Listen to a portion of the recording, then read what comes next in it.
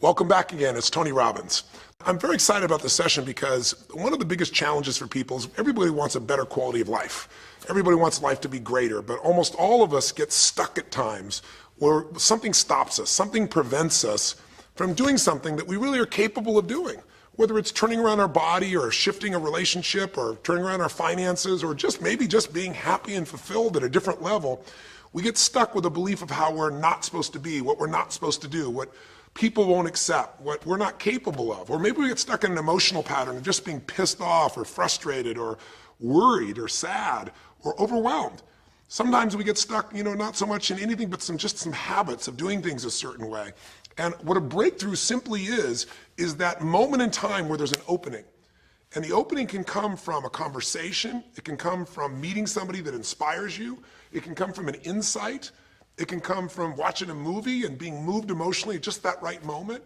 It usually comes because something kind of clicked inside of us. Something snapped us and made us look at life through a different filter, in a different way. And it's a real breakthrough because you take that little insight, that little distinction, that little moment, or maybe that little or big emotion inside of you that says, no more, I'm going to change this, and suddenly you do something to make your life better. You break out of the impossibility of life has to be this way or life is controlling me, and you start to take back control of your life. You start to make the shift that creates the quality of life that you really deserve.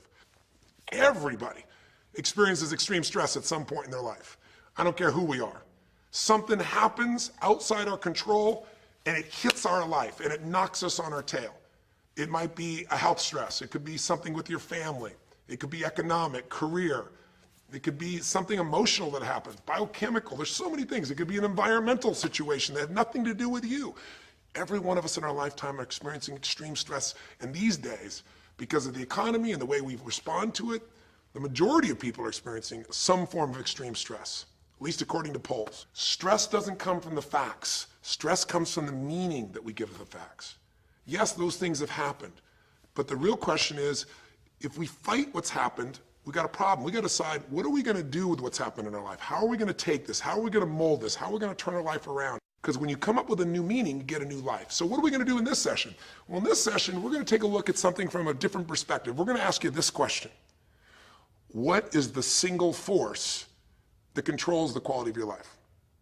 If there was one gift our Creator has given us, or the universe, whatever you believe, what is it? What is the one power that you have right now in this moment that can change everything? You have it, I have it, we all have it. It's this one singular individual power that can change anything in our life, regardless of what's happened to us. And I know you know the answer. The answer is the power of choice. The one thing we have in this world is we can't control the events, but we can choose what to focus on, we can choose what things mean, and we can choose what to do. Those three choices, those three decisions really control our life. It's not so much the conditions of our life that control our destiny as much as the decisions of our life. Try for a second to think about something. Think about your life and just think about, are there a few decisions? If I were to ask you 2 decisions you've made in your life, that if you would have made a different decision, you would have had a totally different life. I mean, it may be, a life may have been better or may have been worse, I don't know, but you would have a different life. I'm not asking you to buy into the fact that you should have known the answers. I just want you to see the power of a decision. How is your life better today because of a decision you made years ago, not just negative ones? Think about it. Sometimes a little decision changes your whole life. Like you decide one day to go to a certain school, and you go to that school or to go eat someplace, and you bump into the person that becomes the love of your life. Or you meet someone, and you decide as a result of that you're going to become a photographer or a software engineer or a business person or a doctor, a dentist, whatever. They impacted you, but you made the decision, that's what I really want. That's what my life's going to be about. And that decision has affected so much of your life, what you do, how you live your life, how you spend your time, what you earn or don't earn, who you attract into your life. Beliefs you have all come from some of these little decisions. What you decide to eat from your dinner plate each night certainly determines your physical destiny, right? We all know that, at least to a certain extent. I know there's a certain amount that's genetics, but I'm talking about the stuff you and I can control. So decisions equal destiny. It's not our conditions, it's our decisions. So if we want a new life, if we want a new experience, we've got to make new choices. If you don't like the way your career is or your business is, change it. If you don't like your body, change it. You don't like your relationship, change you first, because if you change it, you'll bring you to the next one. Maybe it's time to change it too, but change yourself first. If you want to change anything in your life, you have the choice. So there is no right or wrong. I just want to make you aware in this breakthrough session that everything in our life changes the moment we make a decision. And I mean a real decision. A decision is when you cut off any other possibility and you commit to something with everything you've got and you take action. But the big decisions start with little decisions like, what am I going to focus on? Because whatever you focus on, you're going to feel. If you focus on all the things that have been done to you in your life, of course you're going to feel like hell. If you focus on all the amazing coincidences that have happened, things that maybe they were guided, maybe not, but things happen, and because of that, you met this person that's your best friend, your husband, your wife, or because of that, you have this ability, or because you were there that day, God, you missed an accident. I don't know what it is, but whatever you focus on, you're going to feel. If you focus on people don't care, and you'll look for reasons why they don't care, and evidence they don't care, you'll find it everywhere. If you look for evidence that people are really good people inside, that at some level we all care about each other, you'll find it. Seek and you shall find. The secret is, have you become conscious about your decision making? Because this breakthrough session is, really, you want to change your life, make new choices. New life comes from new choices, but you got to make conscious choices. The people in this particular television special, Melissa and her husband, they really found themselves in a place where they were both making decisions, Melissa and Rick, that were unconscious. When you make decisions about what to focus on and what things mean and what to do, and you're unconscious, you get pretty terrible results usually.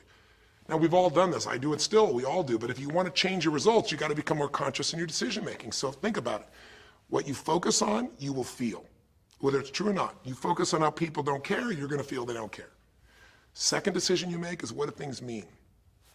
So you focus on something someone does and you come up with a meaning, and the meaning is, no one loves me. The meaning is they're trying to take advantage of me. Depending on what meaning you come up with, and you get to choose the meaning of anything.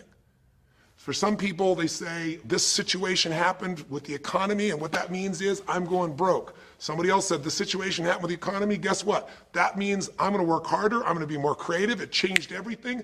Everybody else is going to quit, so we're going to dominate the marketplace. For people to do it. Is this the end right now, or is it the beginning? See, whether it's the end or beginning is your choice. You get to decide, because once you make up a meaning, it's true. If you think that this is the end of a relationship, are you going to treat people the same way as if you think it's the beginning of a relationship? No way. In fact, I tell people, if you want to have a great relationship, think about this. Treat people like you did in the beginning of the relationship, and there won't be an end. In the beginning of the relationship, when somebody says to you, would you take out the trash? What do you say? Of course, take out the trash. You're happy to do anything, right? But after about 6 months or 6 years, you go take them out the trash. You go, what do you mean? What, I look like your janitor? Take out your own trash. The meaning we give things is very different, and so we feel different, and our life is different. In the beginning, you'll do anything for someone. Now you make up a new meaning. Why should I have to do that for them? Little choices, like what to believe about yourself, what to believe about other people, whether this is the end or the beginning, start to affect your whole life. And the third decision we make, we decide what to focus on, most of us unconsciously. We decide what things mean, and the third thing we decide is, what are we going to do? We decide to quit because it's overwhelming. We decide to get strong and focus. We decide we're going to turn it around. We decide to wait and see. Ultimately, your destiny is determined by what you do.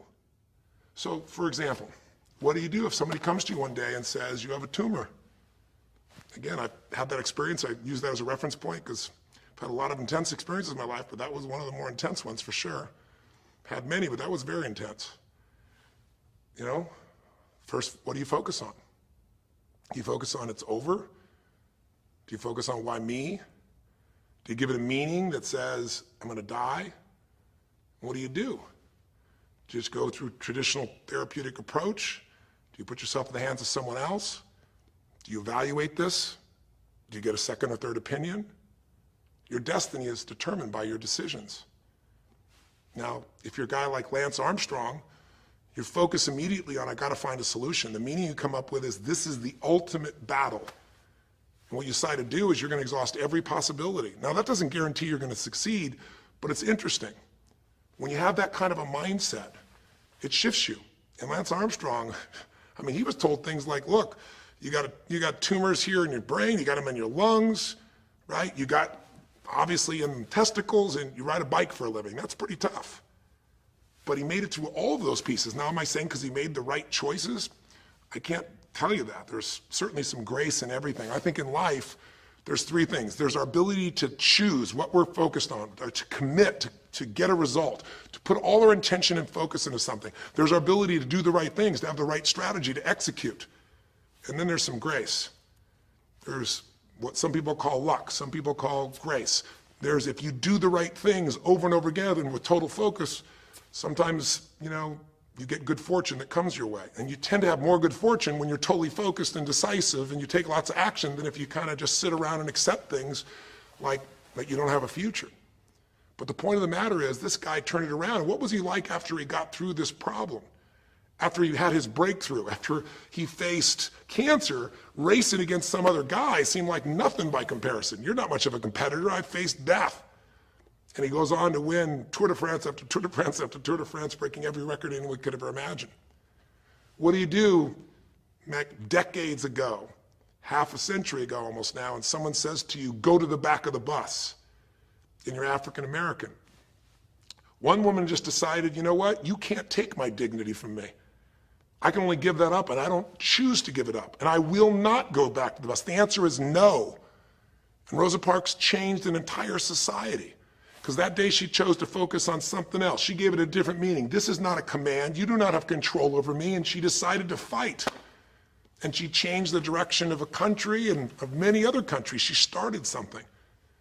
We forget that you don't have to be famous to have the ability to change at least your own personal history, to change the direction we go in our life. We have the power to choose, even if you haven't before. You can finally say, no more, I won't put up with that, within myself or from anybody else. And here's what I'm going to do differently. That's where the breakthroughs really start to happen. Now the question is, why do some people stand their ground and make something change versus other people just kind of accept things?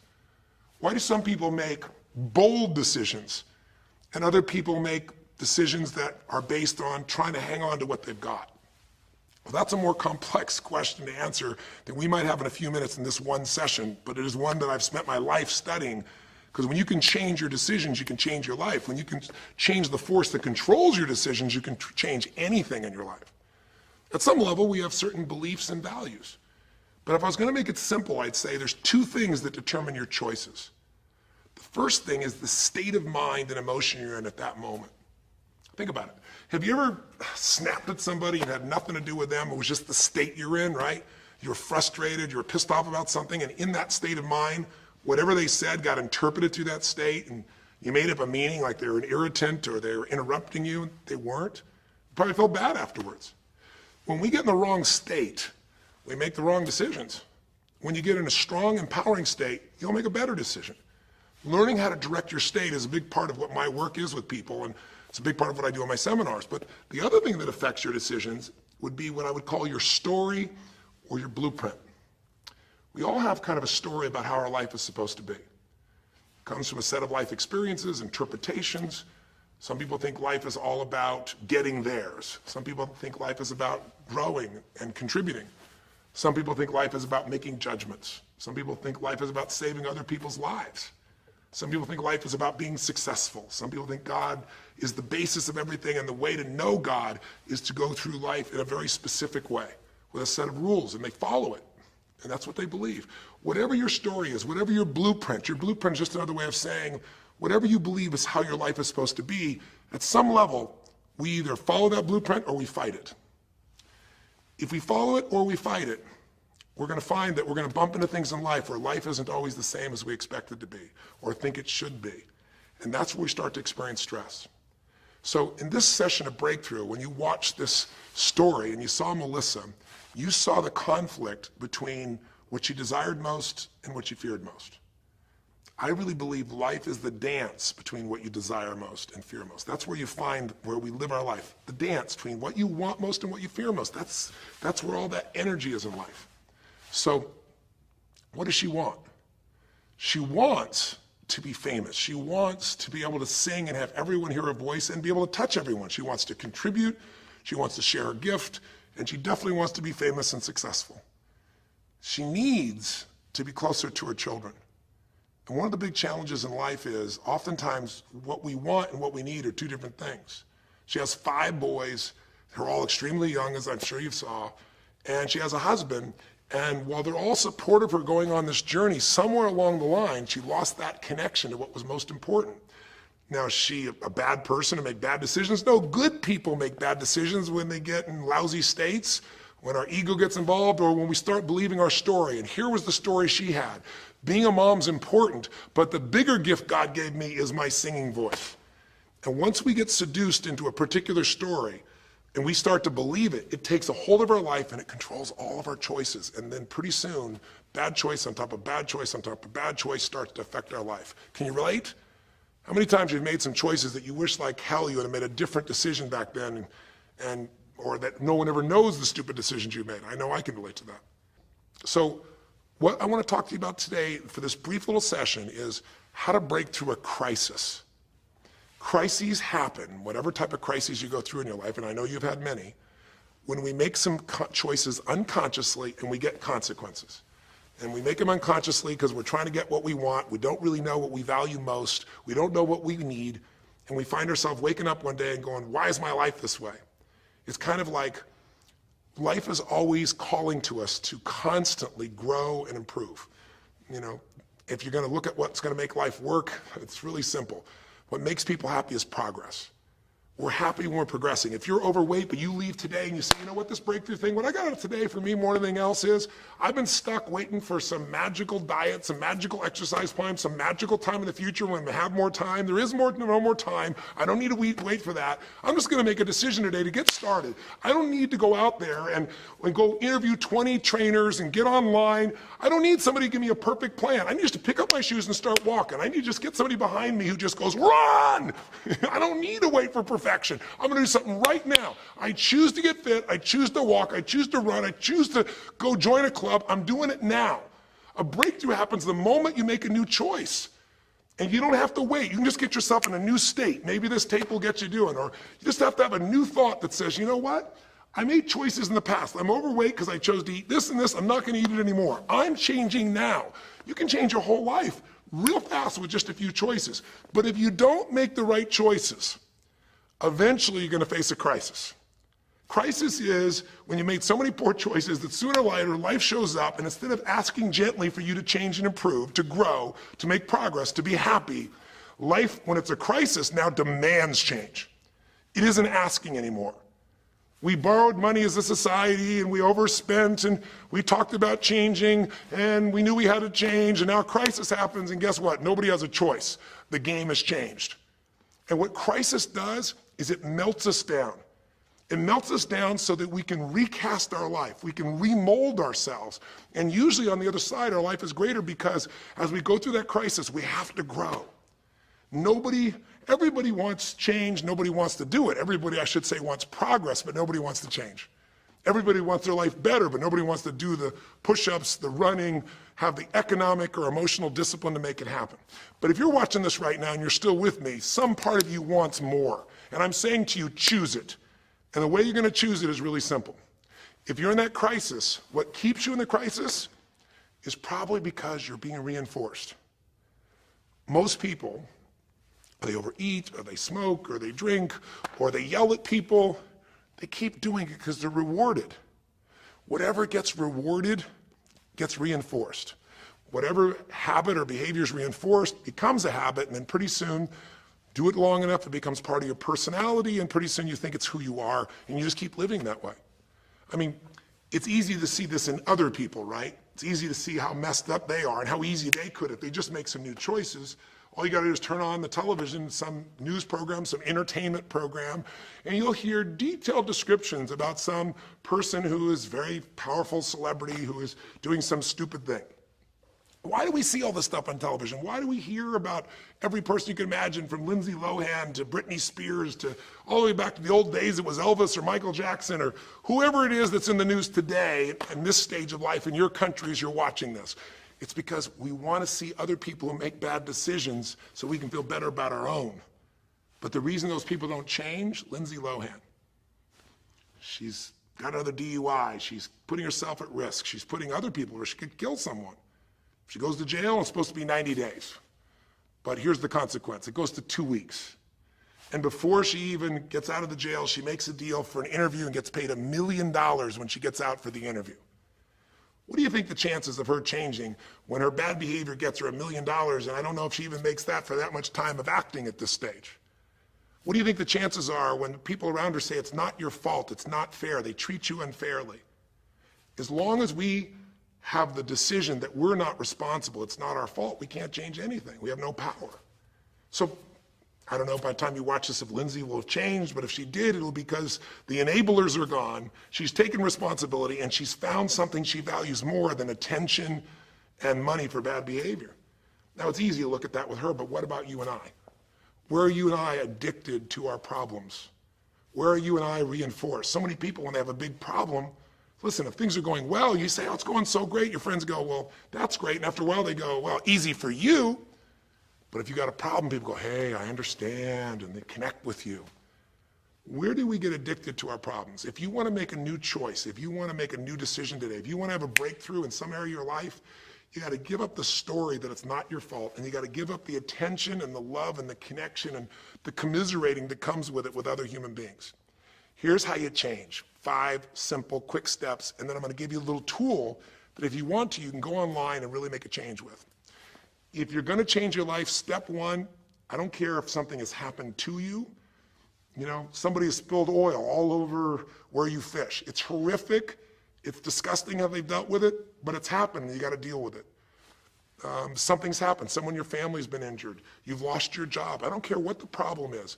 If you're in a crisis, step number 1, see it as it is, but don't see it worse than it is. Now, what do I mean by that? I don't mean be Mr. or Miss Positive Thinking. By now, if you spend any time with me, you know I'm not about that. I'm not here to tell you, go to that garden and chant, there's no weeds, there's no weeds, there's no weeds. Doing affirmations is not going to change your life. You got to go see where the weeds are and pull them out. My point is simple. You got to see what the problem is, but you can't make it so horrific that you just give up. Today, this is the first generation in almost 100 years of Americans who now believe, the majority of Americans now believe, that the quality of life for themselves and their kids in the future is going to be worse than the past. They have, in other words, nothing to look forward to. 63% of the US as of today. Wow. When you start thinking there is no future, you go into what we call learned helplessness, a place where you just kind of give up. And if you get to that place of giving up, then you have no power over your life. That's when people get depressed. That's when people do crazy, stupid things. That's when people want to turn to drugs or alcohol or sometimes suicide or just total frustration and anger, and their life starts to do the opposite of a breakthrough. It becomes completely stuck and in pain or in ongoing suffering. If you and I are going to break out of that, we got to see it as it is. We're not here to be positive thinking people. You got to see what's really going on. But if you're overweight, you can't say to yourself, well, I'm big boned. That's not why you're overweight. You're overweight because you don't work out, you eat certain things, you eat Cheetos all day long watching TV. I don't know what it is you do, but I know it's not just because you're big boned. You don't want to make it so it's outside your control or you can't change it. So see it as it is, but don't see it worse than it is so that you have no reason to try. Does that make sense? That's the first step. Step 2, get to the real truth and deal with it. Don't just see it as it is and not worse than it is. Don't just like balance it, but now get to the truth. I mean, listen, if the truth is you've been trying to get a job for 2 years and you truly have worked every day in a particular industry, and the number of jobs in that industry have shrunk down, and you really aren't getting that job, then you might have to look at the truth. The truth is you might have to retool. You might have to say, gosh, you know, the industry I'm in is gone. I mean, gross, simplistic example, but for years, vinyl records were around for 85 years. And it was a gigantic industry. And things came and went. During the vinyl record time, what happened? Well, remember those 8-track tapes? Are you ancient enough to remember those things?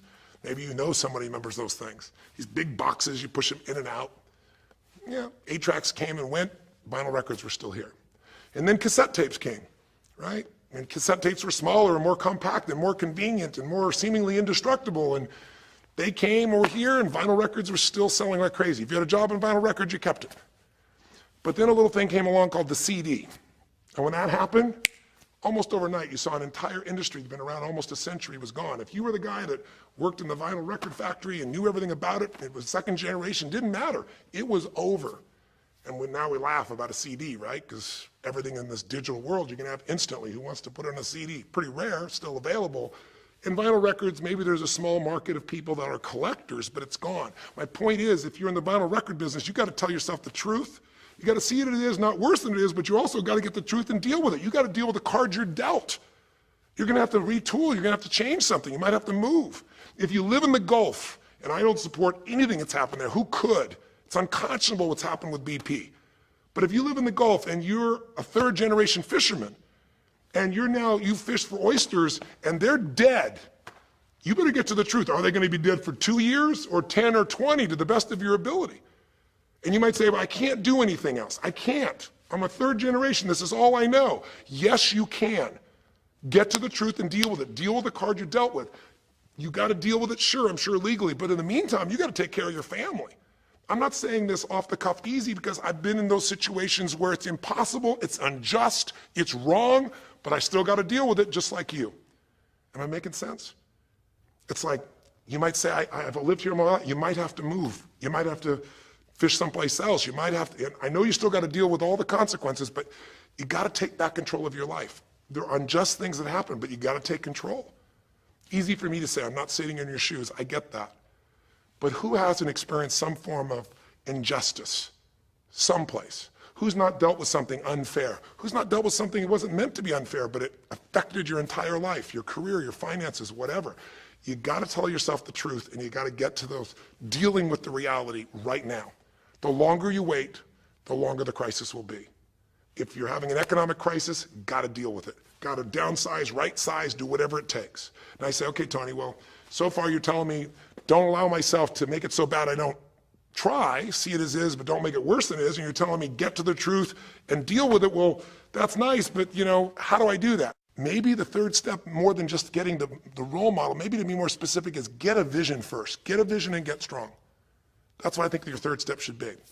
You first tell yourself the truth. Yes, see it as it is, not worse than it is. Tell yourself the truth and deal with it. But the way to deal with it is say, what am I going to go for? There's got to be a compelling future.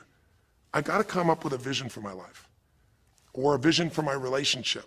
I've had terrible relationships, nothing's worked. Tell yourself the truth. I've made poor choices, or I've told myself stories and gave myself excuses, or I've not had the courage, whatever it is. Get to the truth, and then get yourself a vision for what you do want. Because you have to have something you're going to move towards. Does that make sense?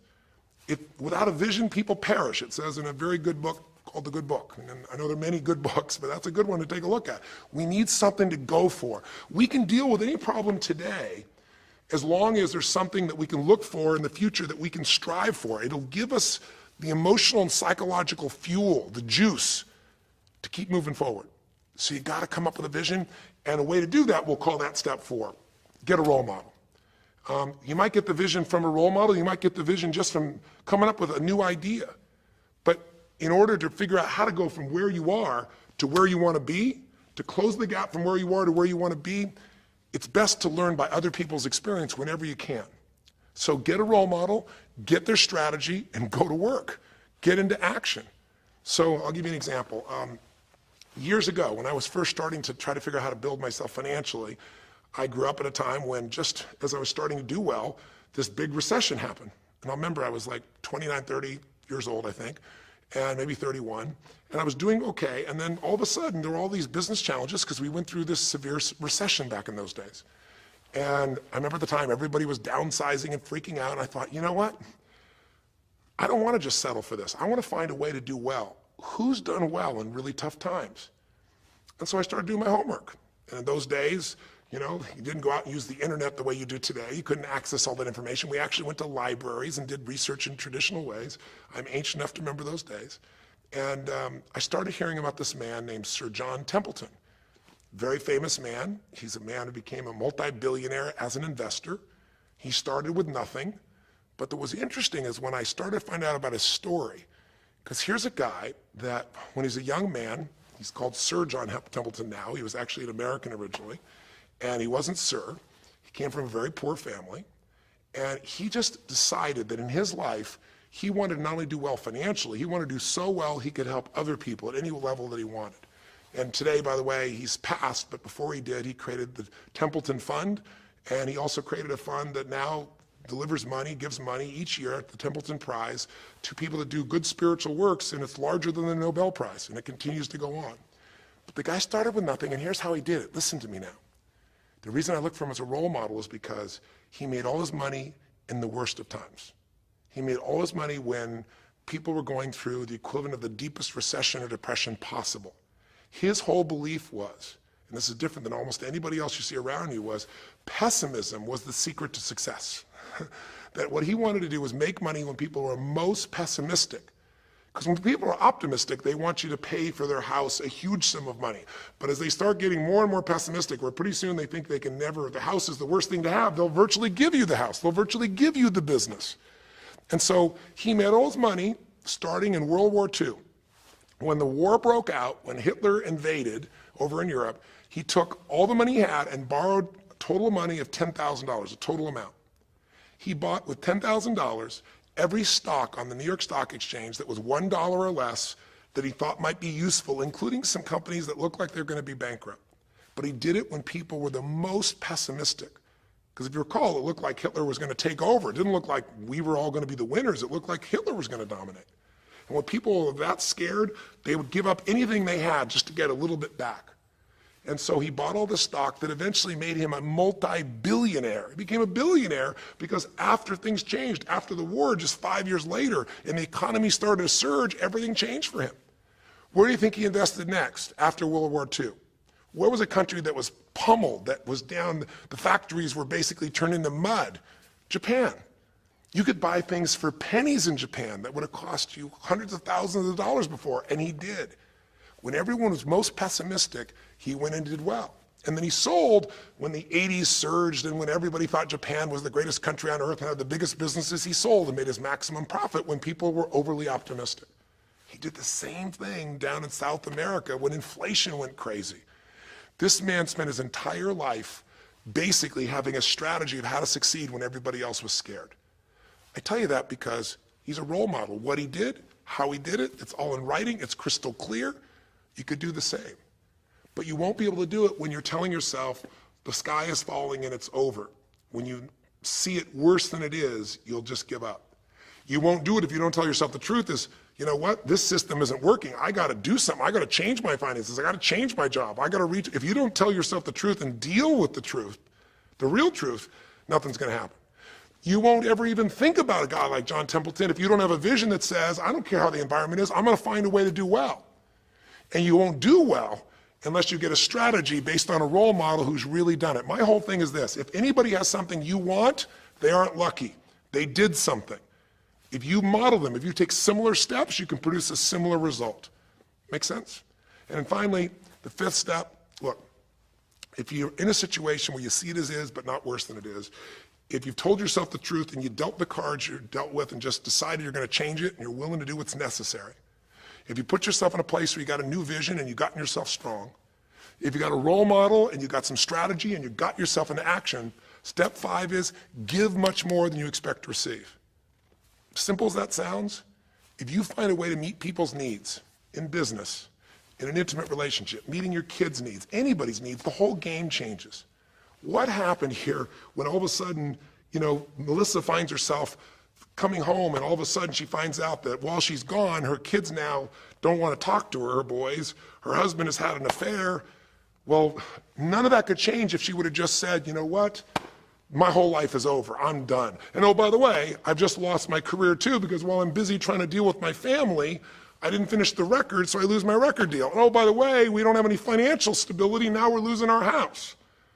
If that family would have just said it's over, if Melissa or Rick either just said it's over, it would have been over. But they told themselves the truth. We got severe problems here, but they didn't make it worse than it was. They didn't say we can't turn it around. And then they got to the truth of the infidelity, the truth of her addiction to going after fame instead of being a mom, the truth that neither one of them had been really competent at parents and had not given the energy to the kids that they deserved. The truth will set you free, but first it'll piss you off. The truth will, it doesn't feel good, but not feeling good is sometimes where you get your drive to change things. They started looking around and said, we don't have the skill to even manage our house, much less our finances. We got to do something different. We got to focus on our kids. We got to focus on turning things around. We got to turn our relationship around. But that wouldn't have worked unless they got a vision of starting to see, it could happen. And that's what I helped them with. I helped them get to the truth. I helped them to stop over-exaggerating. I got them to a place where they got to see that this relationship could be back alive and passionate, and that these kids deserve both their parents, and that she really could be a great mom, and that maybe in the end she could even still have her singing career and enjoy it too, that she didn't have to give it all up. And I'm really proud of her. She did it because she found a role model. She got a vision, but she got a full role model. And the man that she works with today is a man that's sold, I think now 5 million or 10 million records. And most people outside the country business don't know his name.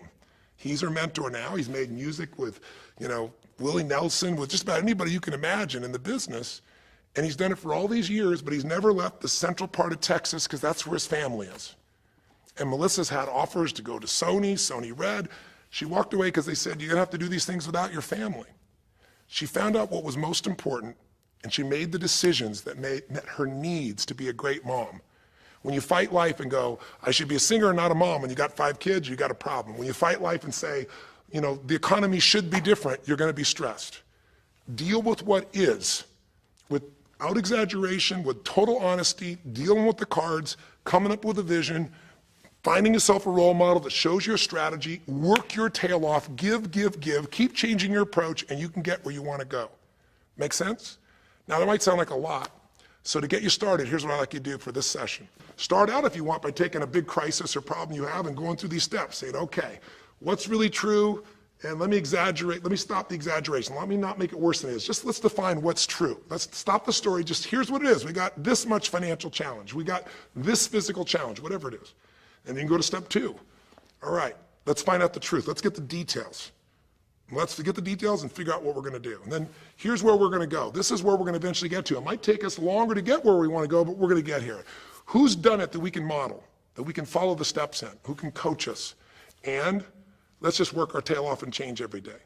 But to give you a quick jump, sometimes when you're in the middle of crisis or crises, multiple crises, lots of things going on simultaneously, it feels a bit overwhelming. So, and you might not know a role model. You might say, Tony, I don't know who. Well, not hard on the internet these days to find role models, or come to an event.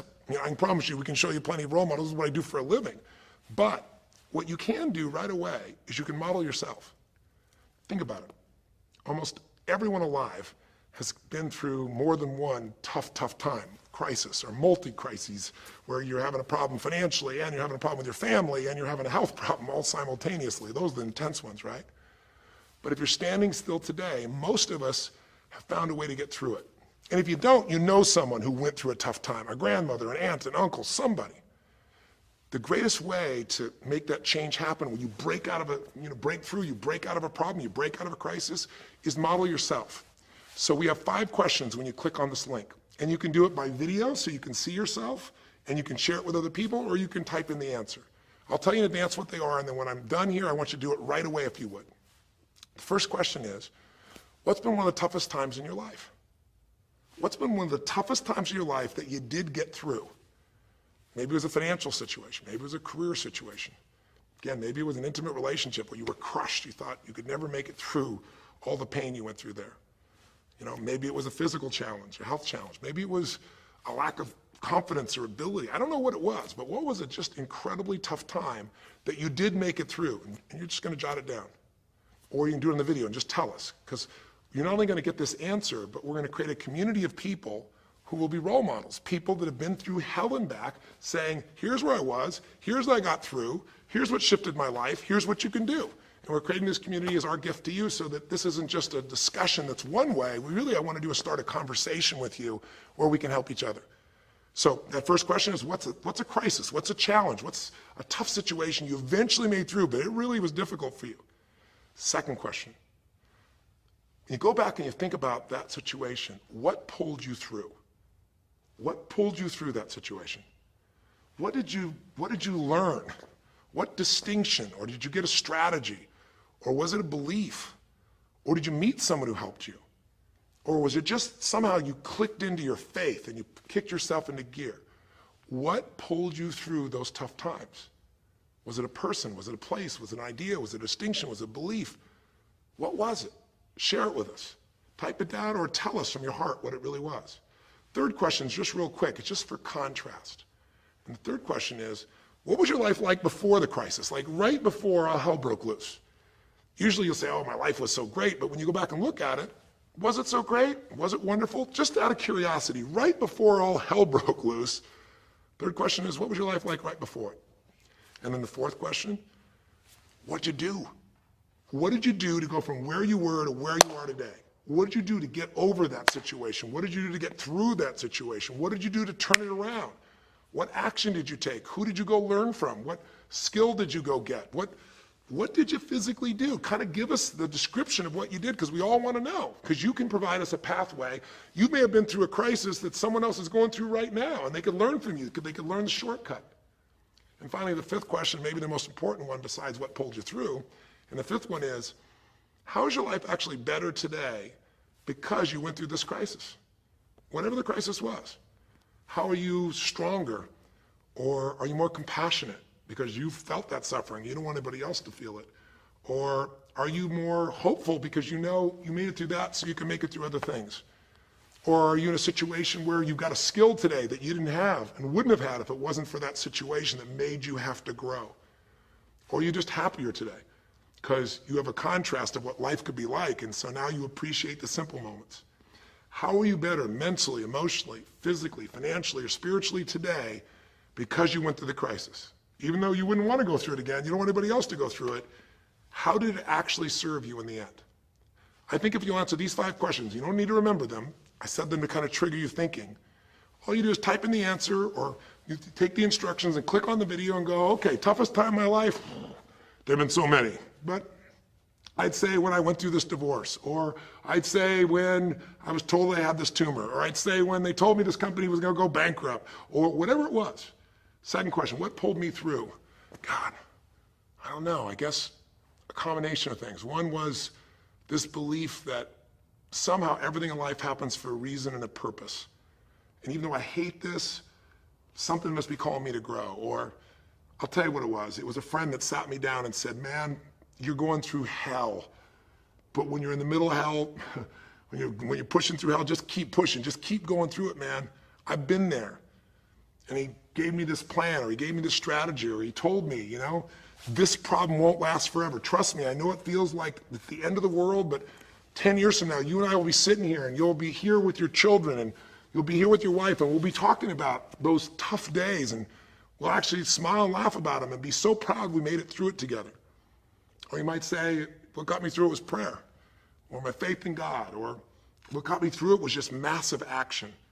You know, what pulled you through? Just tell us. We all want to hear, we all need to know. And there's lots of ways to get through hell, isn't there? There's lots of ways to get through a crisis. There's so many ways. That's what I want people to get. So when you're done with this on the website, you will give in something. Because a community is not just a place you go get stuff, right? It's a place you give. And the more, you know, authentic you can be and honest from your heart, the more other people will see and be touched. You know, what was it like before? Oh my God, I was on top of the mountain. You know, what did you do? Here's what I did. You know, I told myself the truth. I went and got this new education. I went and started talking to people each day. Whatever you did. How's your life better today? There's a phrase, you know, be humble or be humbled.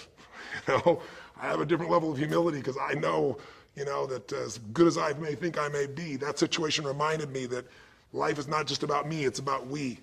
Or, gosh, because of that, I love my wife so much because we made it through that situation together. Or because of that, man, I'm so much stronger financially. I'm on top of things. I don't let anybody spend. Whatever it is, tell us how your life's better. Okay? I don't know how long the session was. Again, there's no script here, baby. I just want to work with you heart to heart to say one thing. If you want to break through, you have to make new decisions. New choices create a new life. The only thing stopping you is some limiting belief, some belief about how life should be different or you should be different. Deal with life the way it is. Tell yourself the absolute truth. Don't make it worse than it is. Tell yourself the truth. Deal with it. Get a vision. Get strong. Get a strategy. Get a role model with a strategy and get into action, and then put your focus on taking action every day, giving, change your approach, you will get there. Go to the Power of Crisis right now, click in, give us your message and the answers to 5, and look at other people. You'll find people have been through things you can't imagine. A woman talking about how one day she was home and a man came in, and to try and save her children from being hurt, she had to let him rape her right in front of her kids. And when her husband found out, he came home, he was so upset he left her. And then she developed cancer. I mean, you'll see some stories here that'll blow your mind. And today she's the most happy, incredible woman, and she's helping other people who have cancer to get through it. She's healthy and strong. Her kids are strong. We need those kinds of role models. So whether your story is little or big, there is no little or big. We all need a pathway of power, and this will be a gift to yourself because it will activate your resources, and it'll be a gift to other people as well. So that's our session. The power of decision, the power of choice, how to face a crisis and turn around. It may not sound like rocket science. It's not. It's just called the truth, and the truth will set you free, as they say. So live strong and live with passion.